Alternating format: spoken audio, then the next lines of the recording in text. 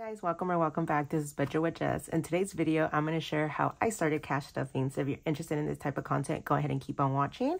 Since it is a new year and I know like people, one of their biggest things, obviously even for me, is like save more money, get better at financing, and obviously start going to the gym.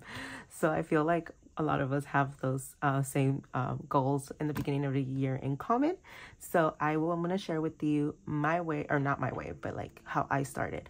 Also, just as a disclaimer, this is not financial advice. I am no way a professional. This is just what I did, what I'm doing, and what's working for me. You are more than welcome to do it any other way. If this is just not something for you, then you can go and watch another video. So with that being said, let's go ahead and get started. Since it is a new year, I know a lot of people probably see this and it's like how I get started, how I don't get started, and whatnot. So when I first started,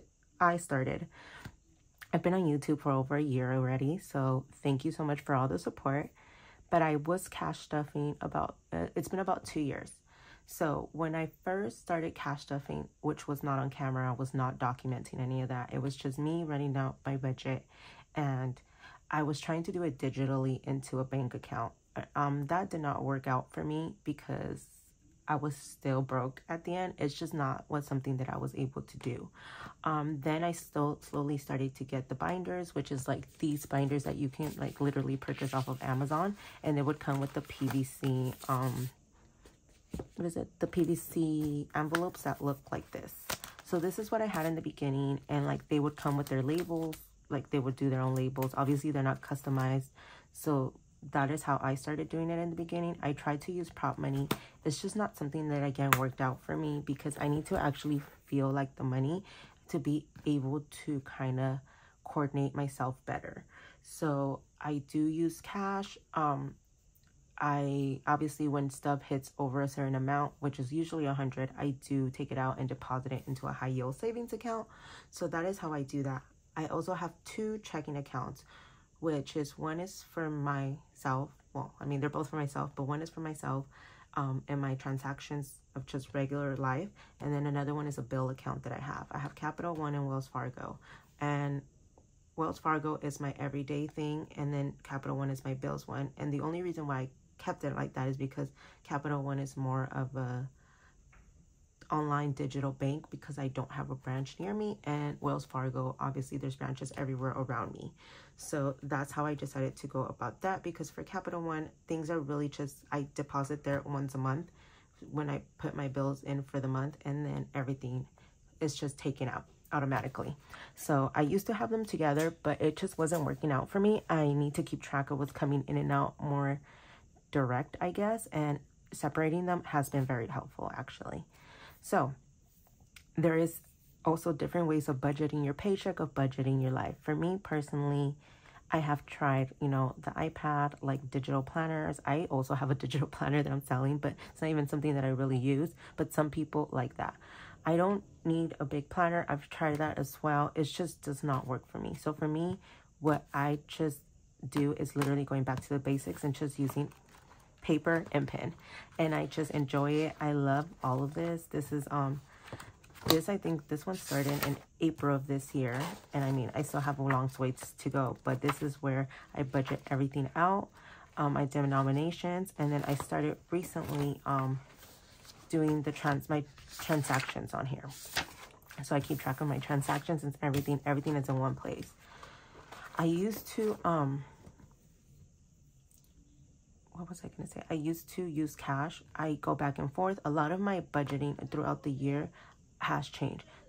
Sometimes I use cash. Sometimes I was using my credit card, but I'm back in debt, so I'm not trying to do that. So thankfully, I have built up a healthy buffer into my bank account that I am able to use the money in there and just pay myself back. So I still pull out the money to cash stuff because I need to be able to keep track of it and pay myself back, and that it's helped me hold myself accountable to that.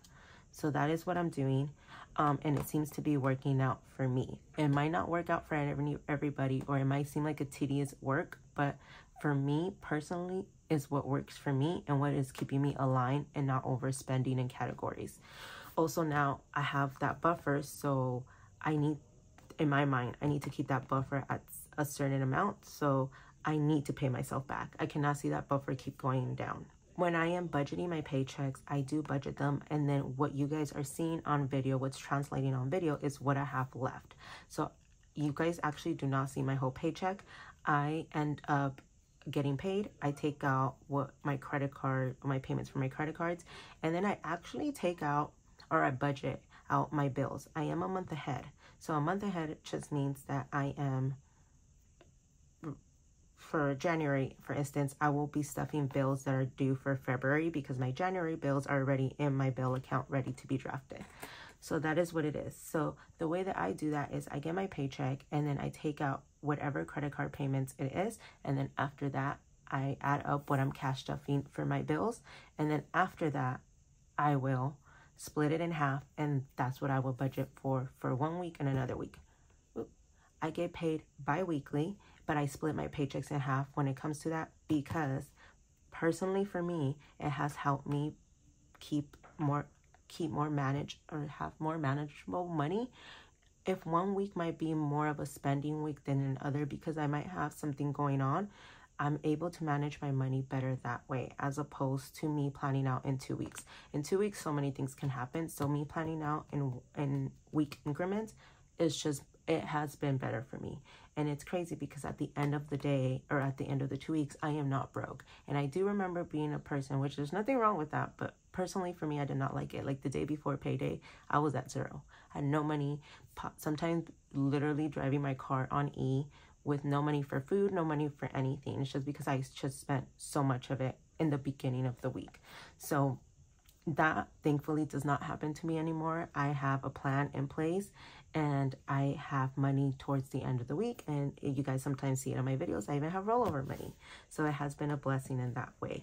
So just how I budget out my paychecks with bills or whatnot, I use the Google Calendar app, and I have everything in red is bills, which is also credit cards and my bills. Even though I'm a month ahead, I like to keep track of my bills because I need to make sure that things are being drafted and I'm not missing anything. And then my credit card payments are also on here. So paydays are on here, and I know which payday I'm going to pay those credit cards for. So that's the only thing I really plan ahead. Other than that, the bills, all the money should be in my bill account by that time. So this is, Google Calendar is free. Anyone can have it. You can have it on your phone. You can have it on your iPad, your computer, and you're able to just plan that ahead. That is just what I use, the Google Calendar and just a notebook, and that just helps me, and it's very inexpensive if you really want to start something like this. Like I said, you can start budgeting. I know sometimes in the beginning it can seem a little frustrating and a little discouraging because you see all these people with such high amounts on their sinking funds and whatnot, and that was a problem for me as well, that I would see just high numbers and I never knew how I was going to get there. Also, another disclaimer is that, you know, the size of family, the income, where we're living is completely different. So you guys have to take that into account, that what I'm spending on things might not work out for your family. So for instance, I am technically single because I don't have any kids and I don't have a husband. What I'm budgeting for is just for myself. So my gas, I also only work about 5 miles away from my job. So obviously, I'm going to spend less gas than someone who works 30 miles away from their job. It's just what it is. I'm very thankful that I don't work that far, so that I don't stuff a lot for gas. Also, my car is a 4-cylinder. Your car might be an 8-cylinder. I mean, the gas is going to be completely different. So there is that. But I also have to take into account that I live in one of the most expensive counties in the country, which is LA County. So everything that I do try to buy, it is more expensive. But because I'm only really feeding myself, I can get away with not stuffing so much in groceries. Or because I am by myself, I am able to literally like go buy a Costco chicken, and if I really have to only eat that. So, you know, there's just things that you should take into account, you know, and not feel so much discouraged by that. This is kind of a rough draft of how I will budget my first paycheck, the first paycheck, but it's actually the second half of my paycheck, and how I will budget and how everything will go.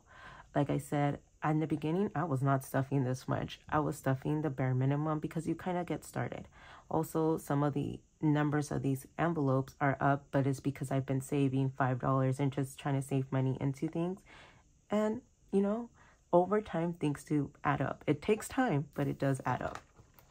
So that is how I budget out my paycheck. Then you go into these envelopes, and trust me, you do not need anything fancy. You do not need I mean, obviously, I get it. You see other people's envelopes and they look pretty. And I mean, aesthetically, I would like them to look pretty because I'm making videos on them. So, but I don't want you guys to feel the need that you need to have these type of envelopes or anything like that. They're cute, but you can save up for them. It's not something you should be going into debt for. You know, I don't think I had, maybe I still have these same categories. I've added here and there. You know, these are my cash envelopes. Some people like to pay with cash with it. With me, it has just made it easier for me to have them in here and pay with my debit card.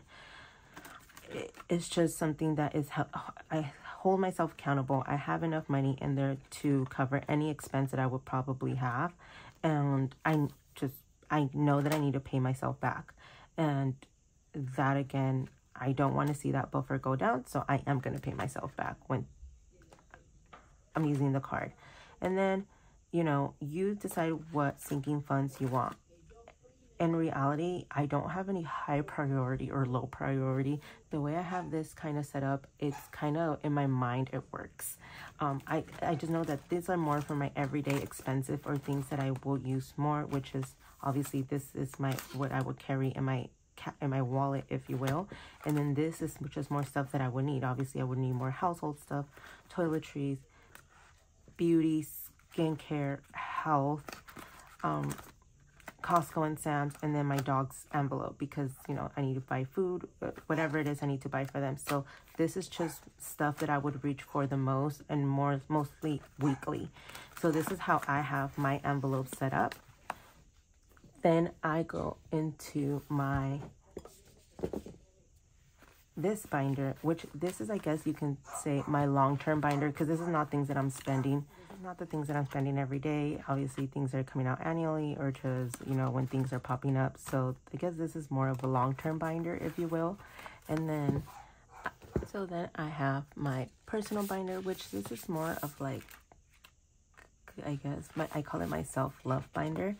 It's more things that I would want, like, want to manifest something, like my self-care stuff, my hair, lashes, nails, piercings, going out. So this is just stuff that it's not, I guess it is low priority.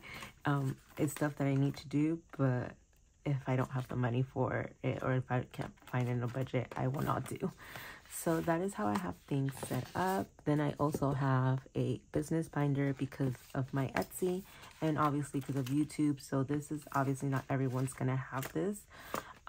And I also have a bills binder, and this is where I stuff my bills weekly. So I have all my bills set up separately and whatnot, and that is, I have to keep this separate because it's a lot of things that need to get separated. And then lastly, I have my savings challenge one, which is also not a big priority, but I have all my savings challenges in here of what I'm gonna try to do or not do. And then my rollover money for my wallet, which is savings challenge as well. So starting off, obviously going through all of this it's going to be too overwhelming, but starting off with just the basics and just putting $5 here, $5 there, and then slowly working your way up if you realize that you just want to fund more things. I mean, for me, it's like doing side hustles. It's either for me working overtime. I started Etsy, then some of YouTube money does come in. So with that, I'm helping myself fund other things that I want to fund. So starting off this, does not have to be overwhelming. It could be easily, but it's also could be discouraging seeing all these other people with just high numbers in their envelopes and whatnot. But I just want to be here to tell you, you are able to do it, and over time you will see your envelopes grow. Even if you put $1 into those envelopes, you would just be able to grow. Obviously, everyone will have different categories. Everyone has different ways to stuff, and everyone has different priorities and a different paycheck, and they live in a different place. So do not get discouraged. So I'm going to end the video here. Hopefully I didn't ramble for too long, and hopefully it was helpful to anyone who was trying to start or, you know, needing a little motivation to start. So again, if you like this video, go ahead and subscribe, comment down below, and like this video, and I will catch you guys in my next video. Bye.